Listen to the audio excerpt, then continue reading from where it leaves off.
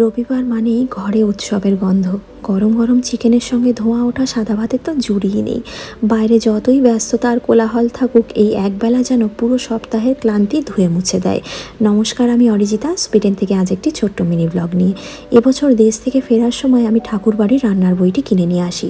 সেখান থেকেই আজকে রবিবার স্পেশাল বানাচ্ছি চিকেনের কোরমার রেসিপি, যার জন্য হাতে গোনা কয়েকটা উপকরণ লাগবে। খেতে হবে দুর্দান্ত। আদা, রসুন, কাঁচা লঙ্কা, গোটা ধনেকে পেস্ট করে নেব। ওইদিকে আমি প্রথমে কড়াইতে 1 চামচ ঘি দিয়ে তার মধ্যে একটা মিডিয়াম সাইজের পেঁয়াজকে বেরেস্তা করতে শুরু করেছি। 300 গ্রাম চিকেনের মধ্যে আমি অনেকটা পরিমাণ দই দিয়েছি। এটা কিন্তু low fat milk, full fat মিল্কের দই হলে 2-3 চামচেই অস্থির। এবার খানিকটা পেঁয়াজ বেরেস্তা আমি তুলে রেখে দেব। বাকি পেঁয়াজ বেরেস্তার মধ্যে ওই মশলা মাখানো চিকেনটা দিয়ে দেব। মশলা মাখানো চিকেনটা আমি রেস্ট করতে দিয়েছিলাম 1 ঘন্টার জন্য। এবারে চিকেনের মধ্যে অল্প একটুখানি চিনি আর পরিমাণ মতো নুন দিয়ে বারবার ঢাকা চাপা দিয়ে রান্না করতে হবে। এটার মধ্যে আর এক্সট্রা কোনো মশলাই পড়বে না।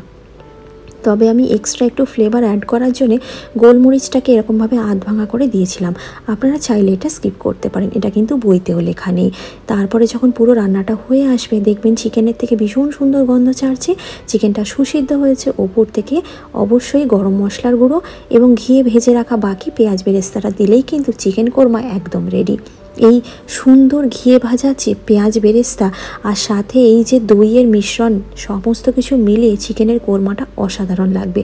1 প্লেট ভাতের সাথে পরিবেশন করলাম, মনে হলো নিজের শৈশব আর দেশের রবিবারকে আবারও ফিরে পেলাম।